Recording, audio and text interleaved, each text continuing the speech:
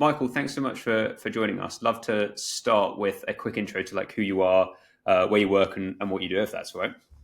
Yeah, of course. Thanks, Chris. Hi, I'm Michael. I'm the VP of Engineering and Data at Bud. We work with large financial institutions to use transactional data to generate opportunities from that data. So, better digital channels, affordability assessments, being able to cross sell, upsell, and target marketing opportunities, and so on and so forth. Nice, nice, thank you. And I guess like we're here today talking about incident management, given I'm from Incident IO. I guess to sort of you've been with Incident IO for like a really long time now. Like you were one of the sort of early customers who took a bit of a bet when we were a little bit smaller and a little bit less sort of shored up. Would love if you could cast your mind back to like what was like your incident management setup like before you had Incident IO?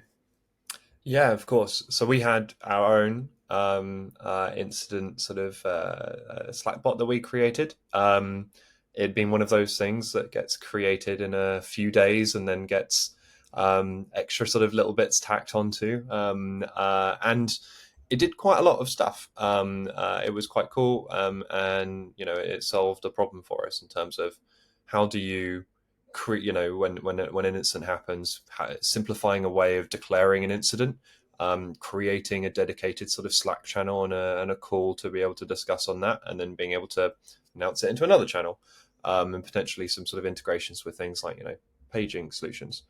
Um, and a friend of mine mentioned that they'd seen the Instant.io website pop up, and they were like, it was actually a former colleague. They were like, oh look, someone's created and it's exactly basically the same kind of thing. Um, my immediate reaction to seeing the very existence of Instant.io was great. Now someone else can do a proper job of what we've already done.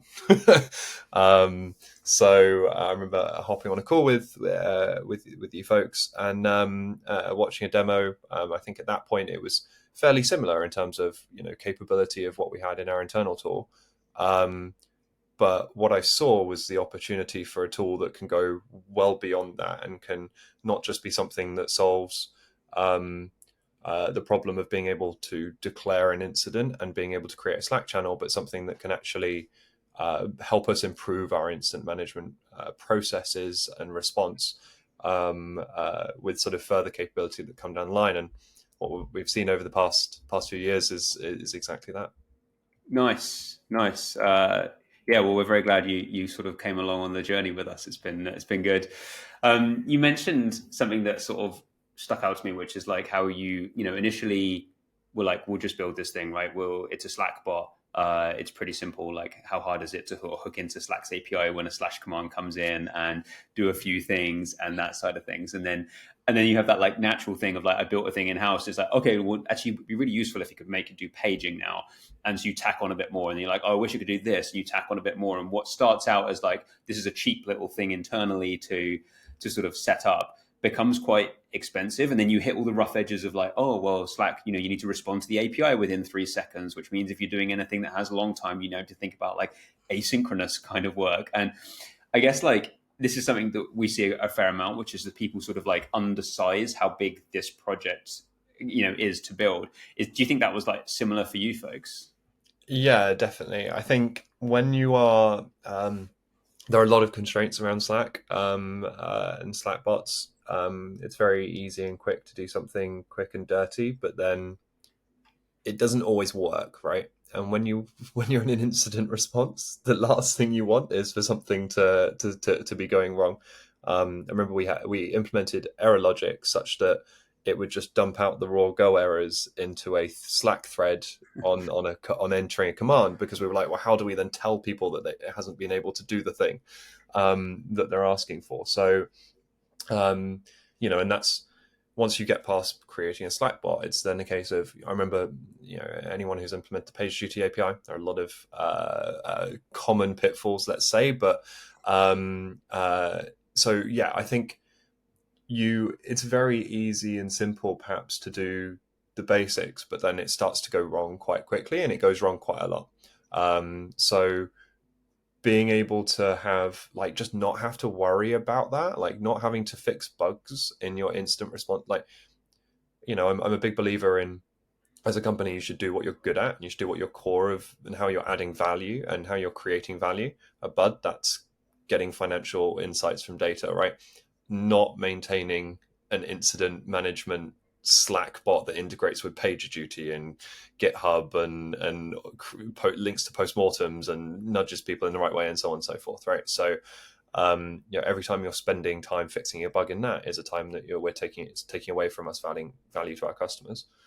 Yeah, yeah, it's really well put. I think it's interesting as well that like this tooling tends to, for sort of reasons that are sort of a bit like historic, I think it tends to fall into sort of platform infrastructure type teams to own incident management processes.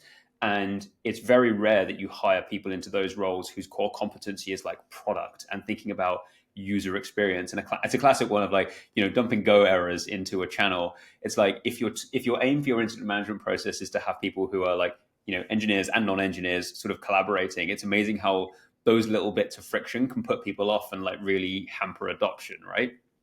Yeah, no, exactly. And I think for me, this was always one of the core things about using Instant.io is that a good example of this is workflows capability, right? Like workflows capability in Instant.io, like adding the ability for people to be able to go in and be like, if this, then that, basically. And right now, that's used like across Bud. So a member of our client services team might be like, hey, if there's an incident involving one of my clients, I want it to send me a text message. They can just go in and add that, right? Previously, that just wouldn't have been possible, or would required development time for that one individual thing, because someone would have had to have gone and written code to do that explicit thing for that explicit person. Um, so being able to it gave us the ability to iterate our processes, being able to bring the right information to people at the right time, and the frequency of which we do a post mortem or a post instant analysis, and we're like, it would be really helpful if at this point in the instant, like it popped out this graph, and because I couldn't find the right graph, we can now just be like, oh, just create a workflow, and that's a super quick, easy way that allows us to improve our instant response.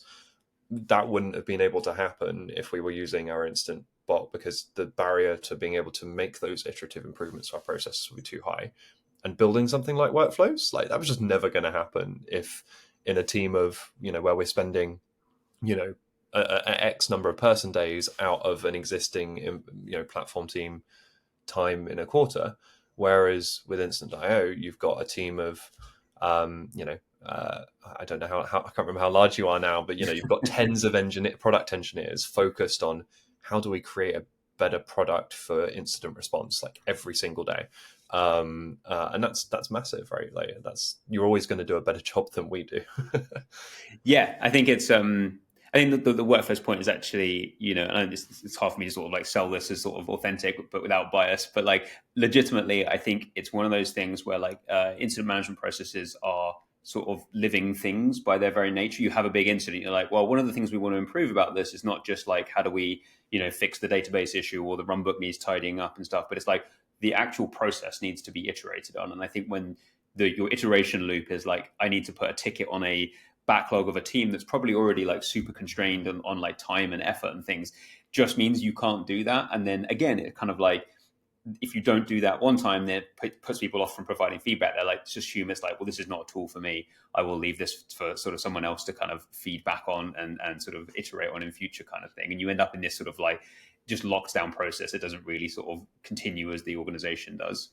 Exactly. And I think, to go back to the point that I was saying earlier, like your key value as an organization is to create value for, you want to be providing a good product, right? And you want to be delivering that best experience. And when an incident happens, you're already not quite where you want to be, right? Like you're already at a point where it's sometimes it can be a stressful situation for your clients and customers.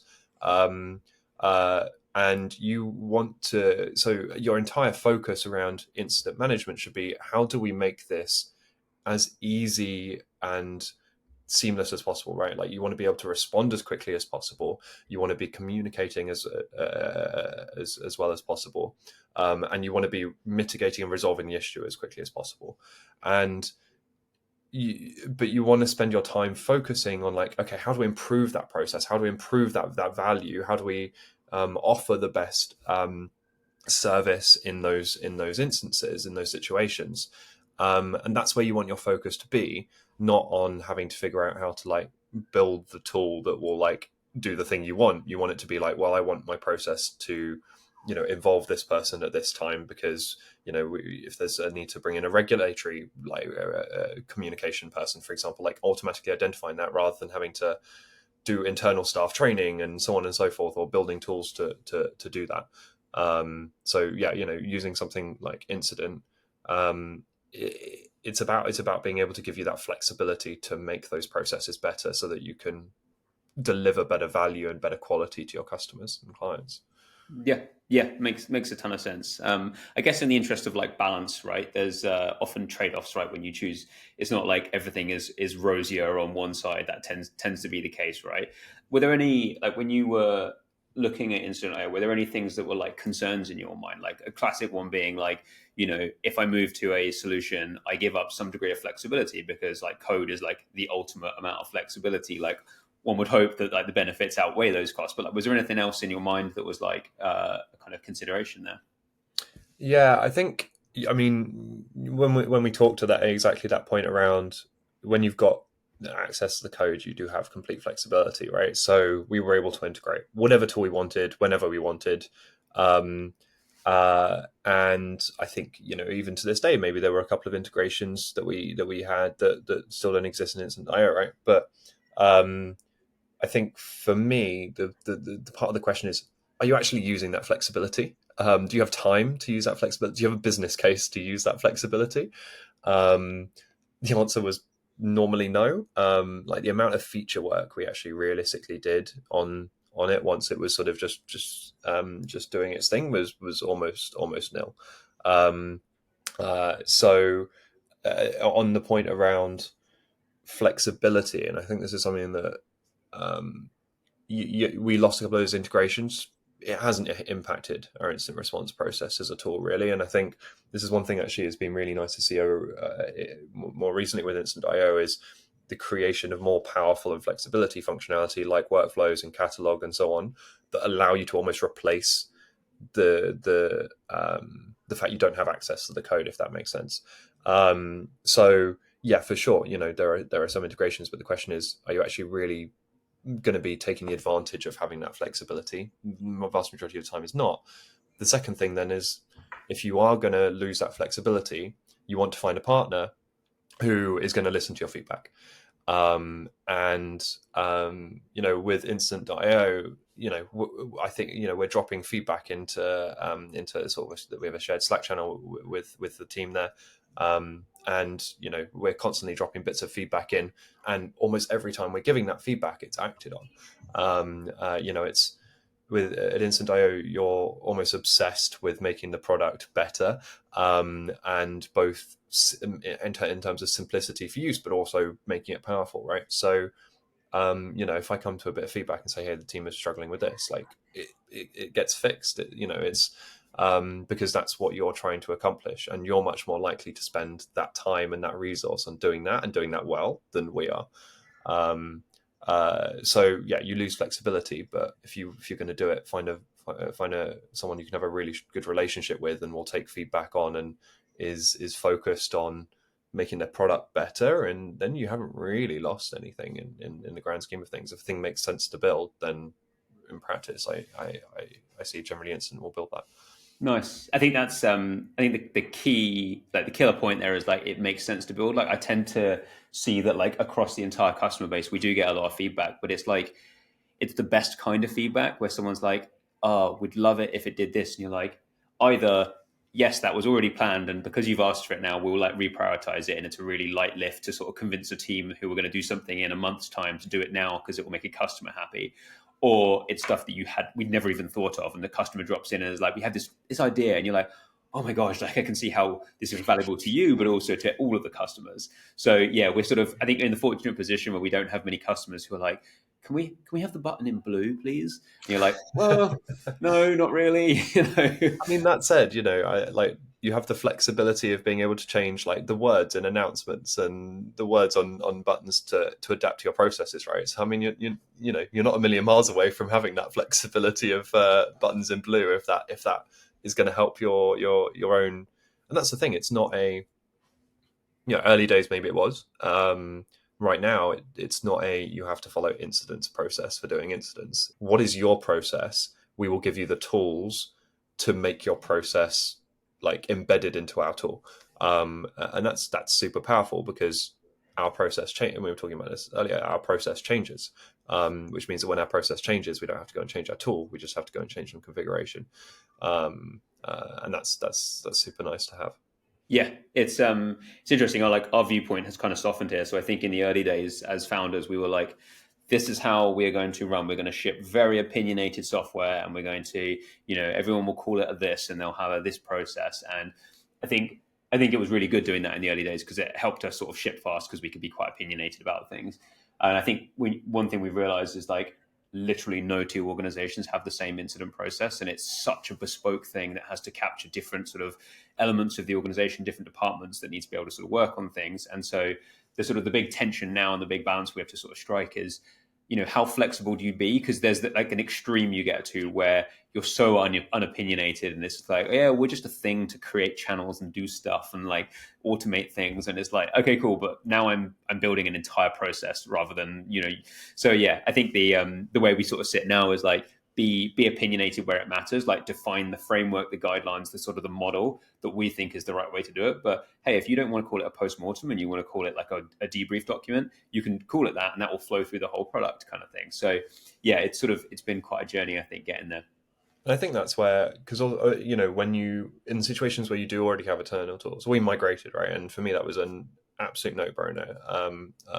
You know, we already had a tool. I wanted us to be able to have better processes. Therefore, I was like, let's move over to this tool, which will allow us to do that. Um, but you know, there was obviously a slight element of having to adjust how people would work. So, a good example of this was it used like how you would um, sort of trigger things. So, how would you trigger a page versus like what were the words that you would use in the different types of commands and so on and so forth, right? So, I think back in our day, it was you would tag the bot in the channel and then you would say the command, whereas you know it's now the sort of the slash command. Um, but you know, having that kind of flexibility, but we also it wasn't really a massive difference in terms of training people, and yeah, we did a single presentation to the company, and then people just got it. I think we created a couple of looms as well, um, but yeah. So again, like a fairly seamless process, but again, I think that's slightly helped by the fact that um, you know you're able to adapt it into your own process. Nice. Yeah. That makes sense.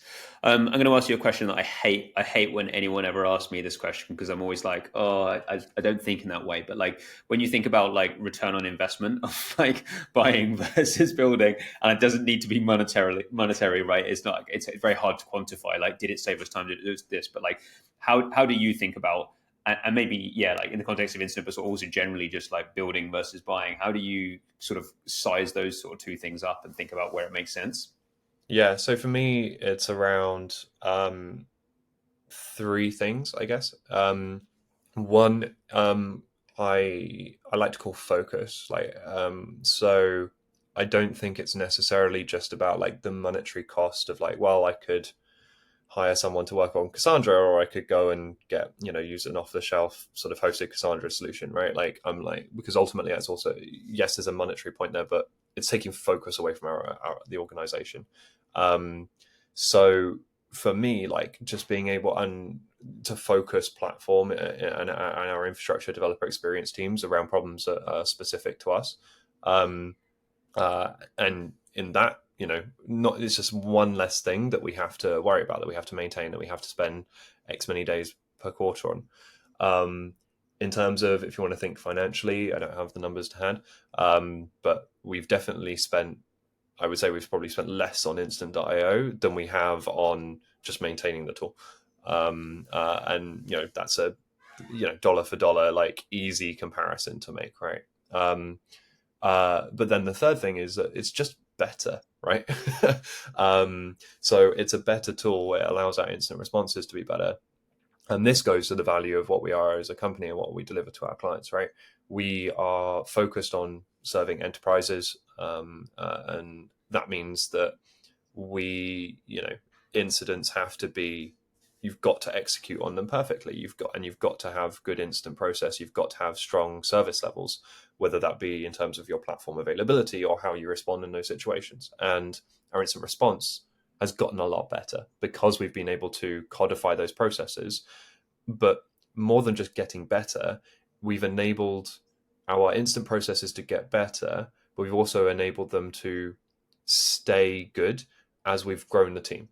So if I think about, we've had a number of engineers leave and join since sort of we introduced Instant IO, but now it makes training a lot easier. It makes people being embedded into those processes, and it makes that understanding of what an instant means a lot simpler. So if we think about the time that we have to spend now on training, it's less because the instant that when you're in an instant, you're being given the information that you need. You have to spend less time thinking about the process and working out the process. So yeah, to kind of recap back over, like both in terms of we've been able to increase focus, like not having to worry about instant, like dollar for dollar, we're spending less time maintaining this bot um, than we've been paying instant. So direct sort of cost saving there. But then thirdly, it's enabled us to have better instant response. What does that mean? Better service to our clients, which means better NPS. It means better net revenue retention and client satisfaction, which ultimately feeds right down into revenue in your P&L, right? So can't really argue with that. No, no, and also I don't think I could have sort of found a better point at which to say thanks very much. That's sort of like the high point ending for us, but appreciate you taking the time to talk through this. Great, thanks, Chris.